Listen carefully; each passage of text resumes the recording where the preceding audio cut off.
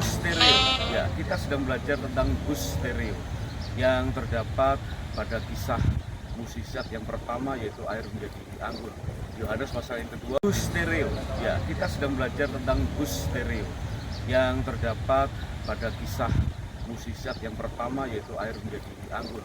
Yohanes pasal yang kedua ayat 2 dan 3. Stereo itu satu perasaan yang dimiliki oleh Maria, perasaan kehilangan, perasaan mendadak ada beban yang banyak, mendadak ada merasa persoalan itu mendadak tiba-tiba perlu harus melakukan ini, melakukan itu. Perasaan seperti itulah perasaan stereo yang dimiliki oleh Maria yang disodorkan kepada Tuhan Yesus. Dan Tuhan Yesus pun telah memiliki perasaan itu dan dia menilai saatnya untuk menunjukkan kemesiasannya. Bapak, Ibu, Saudara yang dikasihi Tuhan, seringkali kita kurang sadar dengan perasaan stereo. Sudah punya persoalan yang lama, ada banyak beban yang sudah sekian lama dan sekian berat, berbagai macam persoalan, tapi seringkali kita tidak merasakannya. Maka kita tidak merasa perlu untuk mencari jalan keluar. Hari ini izinkan hati kita terbuka untuk merasakan beban yang banyak, yang merasa perlu ada solusi yang mendadak, dan datang kepada sang pemilik mukjizat yang pertama. Stereo, perasaan kehilangan, perasaan kehabisan, perasaan yang menyebabkan mental health perlu untuk ditangani dengan segera. Tuhan Yesus memberkati kita semua. God bless you.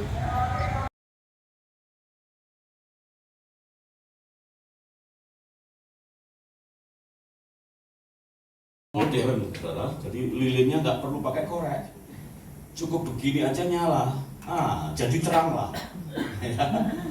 Wah, ini kalau panitia Natalan nyiapin lilin terus lupa korek, itu malah petaka yang besar, saudara. Kenapa? Karena ternyata cari korek di gereja itu susah banget, iya kan? Wah, gawat nih. Meskipun ada yang bawa, nggak ngaku. Yang ketawanya keras berarti tahu maknanya. Kenapa? Nggak bilang ini Pak Ari silahkan. Saya bawa, takut ketahuan kalau merokok. Itu ya. Tapi Tuhan minta saudara supaya kita bangkit jadi terang. Diri kita yang menjadi terang dalam Kristus akan menyelesaikan stereo. Nah, stereo itu ada di halaman yang kedua.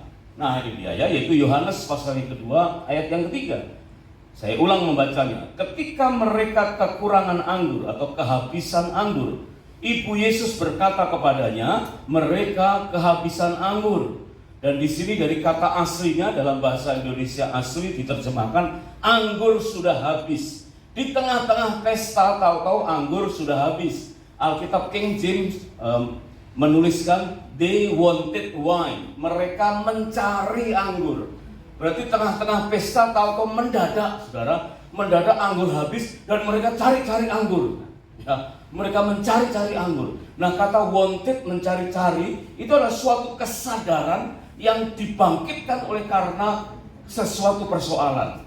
Dan di situ ditulis dengan kata asli stereo. Ya, stereo itu adalah mencari sesuatu yang hilang, mencari sesuatu yang keadaan yang menjadi lebih buruk, ada keterbelakangan, secara genetik gagal atau kekurangan, tertinggal, melarat, jatuh, mendadak menderita karena merasa ada banyak sesuatu yang ingin dibutuhkan. Itulah stereo. Dan perasaan stereo itu bisa kita miliki justru saat kita menjadi terang. Nah, ini pelajarannya dalam ini, saudara ya. Kisahnya sih kisah lama. Dan biasa kita mendengar ini sebagai mukjizat yang pertama. Tetapi kata stereo ini, saudara, akan sanggup kita fahami jika kita menjadi terang. Ya, mata kita terang. Begitu terang menyala, ternyata kita stereo, ya. Dan perlu diselesaikan. Siapa yang sanggup menyelesaikan itu?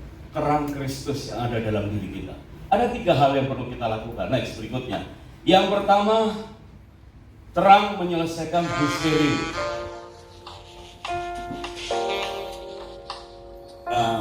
Khotbahnya Dr. Hewan, terus kemudian kita ngobrolin pasien-pasien saya, enggak.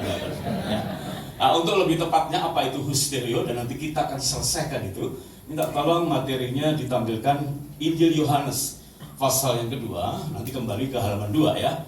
Injil Yohanes pasal yang kedua ayat 1 sampai dengan ayat yang ke-11. Inilah asal mula kita menjadi Kristen, yaitu adanya sesuatu yang disebut husterio. Ya, langsung tampilkan Injil Yohanes pasal 2 ayat 1. Mari kita baca sama-sama. Demikian firman Tuhan. Pada hari ketiga ada perkawinan di Kana yang di Galilea dan ibu Yesus ada di situ. Yesus dan murid-muridnya diundang juga ke perkawinan itu. Ketika mereka kekurangan anggur, ibu Yesus berkata kepadanya, mereka kehabisan anggur. Kata Yesus kepada Maria, mau apakah engkau daripadaku ibu? Saatku belum tiba.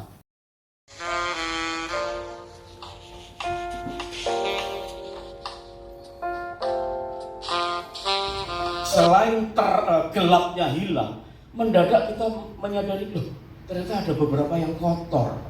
Ya, begitu lampu nyala kok kelihatan, ini kayaknya perlu dibersihkan juga ini ya. Nanti Natalan lah sekalian dekorasi gitu ya. Gak apa-apa. Mendadak, kalau gelap kan gak kelihatan sudah. Betul kan? Tolong minta tisu Oma. Begitu nyala, ternyata ini kotor nih. Ya, nah kesadaran seperti itu saudara, itu kesadaran yang langka, ya, yang hanya bisa kita dapatkan ketika kita menjadi terang. Nah, kok saya langsung ngelap-ngelap semuanya? Gak apa-apa lah, ya, membantu Pak Gembala biar bersih, gitu ya. Nah di sini hal yang pertama yang perlu kita miliki, saudara, mendadak sadar bahwa kita merasa banyak penderitaan, ya, seperti seekor keledai yang mendadak terjatuh di dalam lubang yang dalam, sumur yang sempit.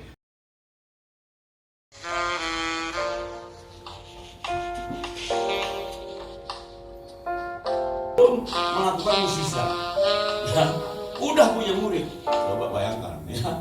Jadi datang ke pesta perkawinan Yesus beserta dengan murid-muridnya. Berarti ada orang-orang percaya kepada Yesus. Minimal sebagai rabai Yahudi, Yesus punya pengikut-pengikut. Meskipun Yesus belum melakukan mukjizat, murid-muridnya langsung begitu lihat mukjizat, murid-muridnya langsung percaya kepadanya. Nah, lebih aneh lagi sekarang, saudara, ya, murid-murid zaman sekarang udah banyak melihat mukjizat, tapi banyak yang kurang percaya. Padahal dulu belum ada mukjizat, tapi udah percaya, udah jadi murid, ya, udah jadi murid baru percaya Yesus itu Mesias. Nah, husterio inilah landasan atau dasar kita percaya kepada Tuhan. Ya, landasan kita jadi Kristen. Waduh, ini indah sekali, saudara. Ada di Yohanes 2 ayat yang ketiga dikatakan, ketika mereka kekurangan anggur. Di dalam bahasa Indonesia sehari-hari Alkitab kita dikatakan anggur sudah habis. Wah, lebih tepat lagi di King James, saudara, di situ disebutkan they wanted wine. Jadi mereka para panitia sedang mencari-cari anggur. Kalau yang lain mungkin lagi enak-enaknya pesta, saudara, ya, ada di meja, mungkin ada banyak hidangan, ya, udah ngambil prasmanan, ada wah segala macam itu, ada babi guling, babi panggang, ya kan, yang guling-guling yang dipanggang, ada banyak gitu kan ya. Mereka minum anggur yang sudah tersaji, tapi panitia sedang mencari-cari anggur, persediaannya habis. Maka ayat Alkitab kita berkata mereka kekurangan anggur, padahal dikatakan anggur sudah habis. Bukan sekedar kekurangan, tapi saat itu titik awal mereka anggur itu sudah habis dan mereka sedang mencari-cari.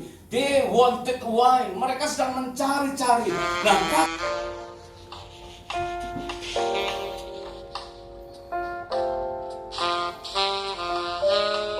mendadak kita merasakan ada sesuatu yang perlu kita antisipasi, sesuatu penderitaan. Ternyata ada sesuatu yang menjadi persoalan yang selama ini mungkin kita cuek saja, ya, kita anggap itu hal biasa. Tetapi mendadak Roh Kudus memberikan hikmat kepada kita. Ini persoalan, ini perlu kita selesaikan. Jadi ada perasaan mendadak menderita.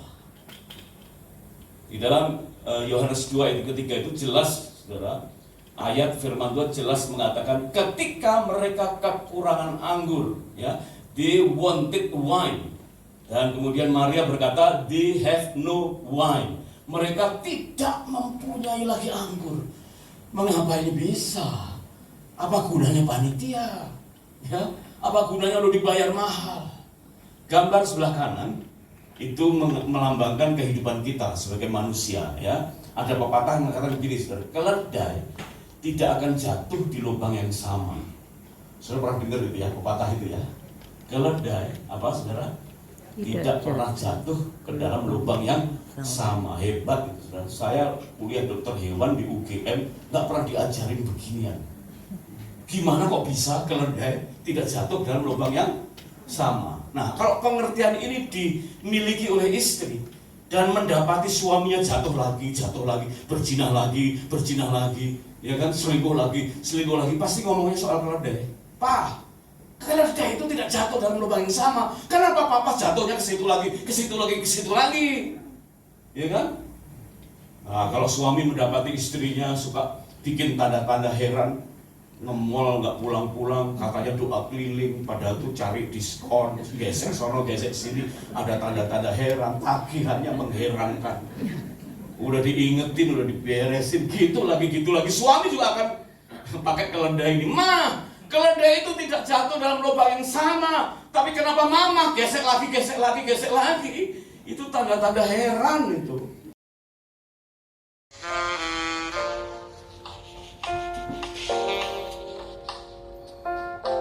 Iman.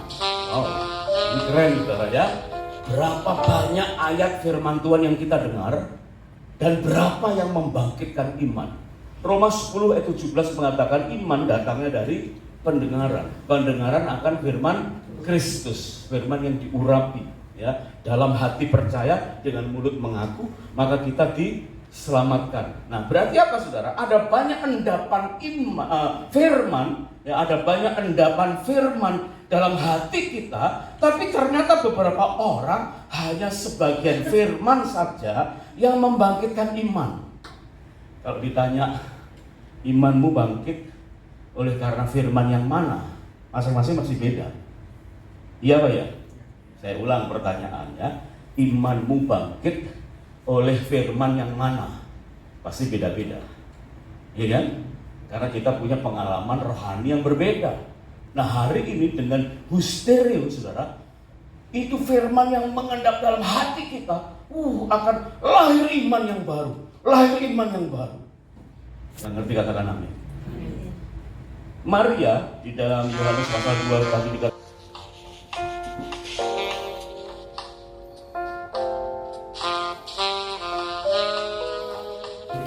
masih mendadak. ya. Melahirkan benih bukti iman. Jadi terang menyelesaikan husterio. Karena husterio itu akan apa saudara? Melahirkan benih dan bukti iman. Yohanes pasal yang kedua yang kelima, ini saudara, ini teladan ya sebagai orang Kristen ini. Dikatakan apa? Ibu Yesus berkata kepada siapa?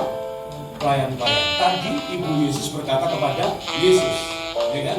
Sekarang Ibu Yesus berkata kepada pelayan-pelayan. Apa yang dikatakan kepadamu? Maksudnya apa yang dikatakan Yesus kepadamu?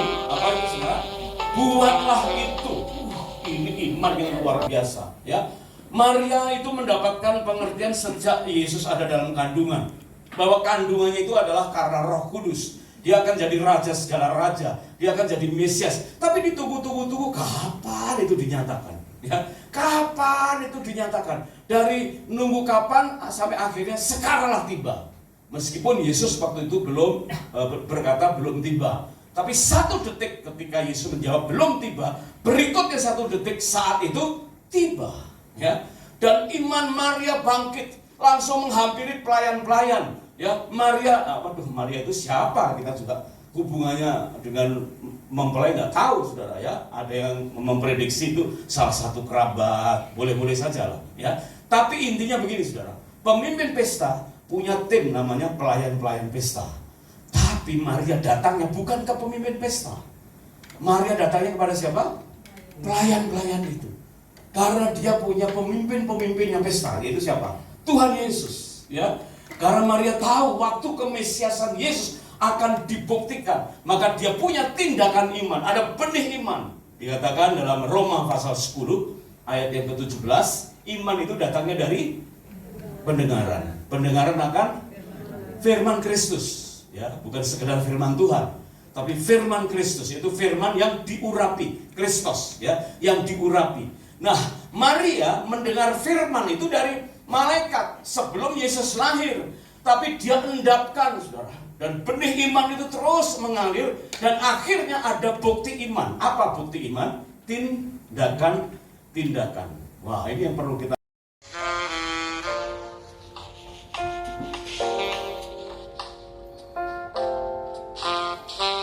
Ada iman dalam hatinya dan dia ngomong sama Yesus. Coba, kalau Maria itu imannya kepada dukun, maka Maria datang kepada dukun. Dukun, mereka nggak bisa nganggur, ya kan? Kalau Maria itu imannya kepada pemimpin pesta, maka Maria datang kepada pemimpin pesta. Pak pemimpin pesta, anggur habis. Tapi Maria imannya kepada siapa? Kepada Tuhan Yesus. Dan dia datang kepada Tuhan Yesus.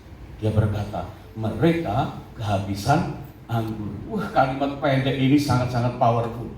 Menunjukkan bahwa Maria menjadi teladan kita saat husterio. Waktu kita disadarkan ada banyak persoalan yang perlu kita selesaikan, maka kita harus datang dengan iman yang baru kepada Tuhan Yesus. Nanti baca dalam Mazmur 118 ayat 8 dan ayat 9. Di situ dikatakan lebih baik percaya kepada Tuhan daripada percaya kepada manusia atau percaya kepada bangsawan, ya. Kata percaya itu ditulis dalam bahasa asli kasah. Percaya, bukan iman, ya, bukan sekedar iman, tapi kasah. Arti kasah adalah really hope. Ini nggak mudah untuk kita terima. Saya jelaskan sedikit, ya. Real itu realitas, kenyataan. Sementara hope itu apa, saudara? Harapan. Biasanya harapan itu nyata nggak? Enggak, belum nyata. Kalau udah nyata bukan harapan lagi, kenyataan, ya kan? Saudara berharap nggak rumah tanggamu diberkati berlimpah-limpah, anak-anak jadi orang? Ya, selama ini belum jadi orang.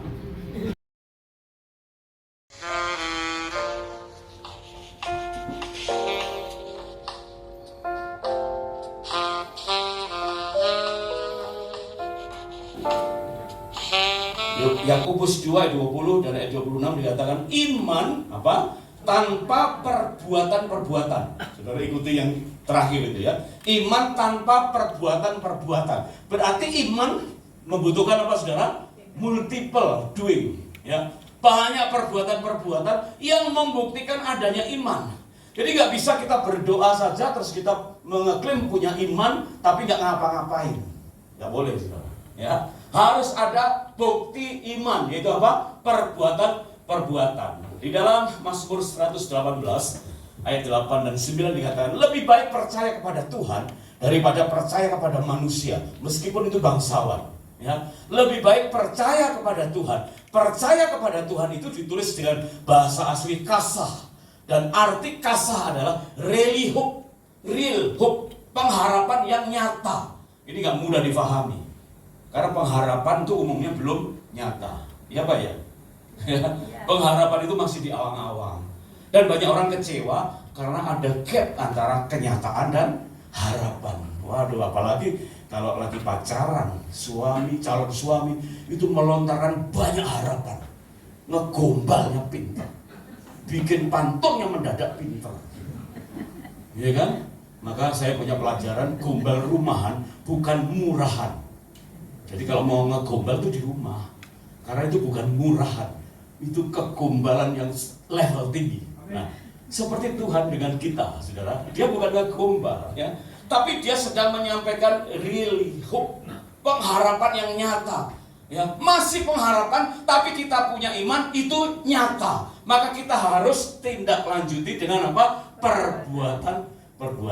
Gambar di sebelah kanan itu skema atau peta, ya. Peta dari Mesir ke Kanaan. Kalau diikuti, saudara, jalur kuning itu cepat, 2-3 minggu selesai itu, ya. Dari Mesir Kanaan, Mesir Kanaan, pulang.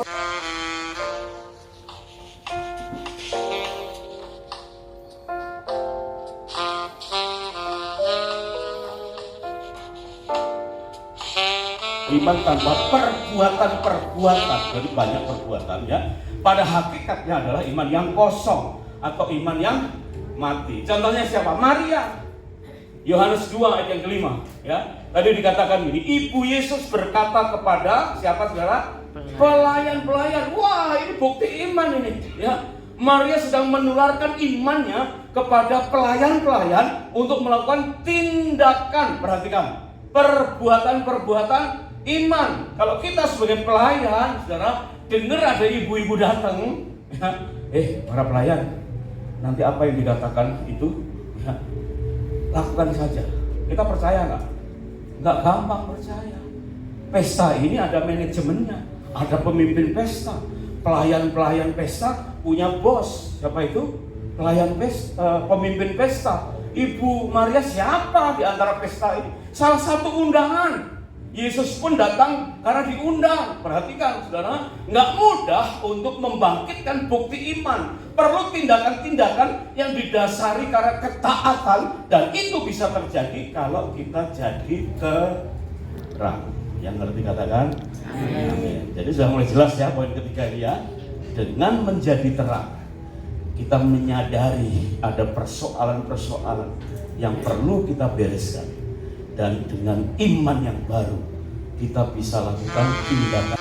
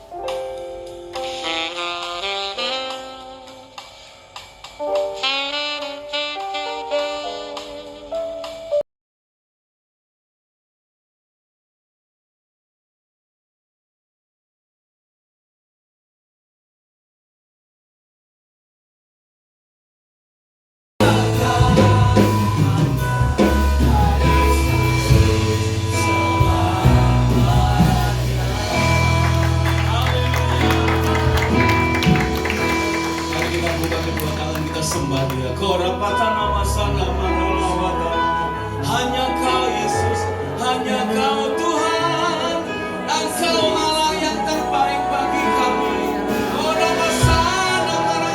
Kebaikan-Mu sungguh nyata dalam kami. Tiada masih kita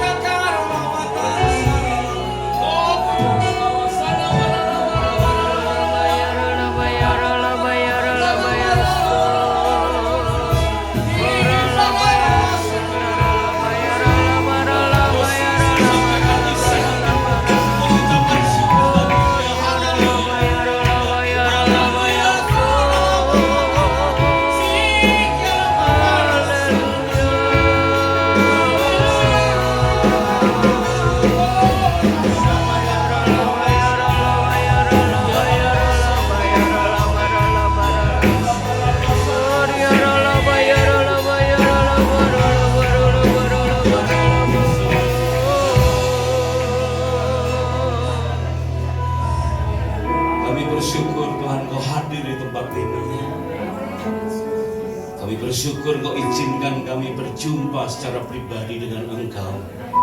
Dan kami rindu mendengar suara-Mu Tuhan. Berbicaralah atas kami secara pribadi. Kau pakai hamba-Mu yang tidak ada apa-apanya ini Tuhan. Sampaikanlah isi hati-Mu dengan leluasa. Perjelas pesan-pesan ilahi-Mu melampaui kemampuan hamba-Mu menyampaikannya. Kami siap membuka hati untuk firman Tuhan. Dalam nama Tuhan Yesus. Mari yang siap sama-sama katakan amin. Amin. Kita beri tepuk tangan yang meriah buat Allah kita. Lebih meriah lagi tepuk tangan untuk Tuhan Yesus. Katakan haleluya.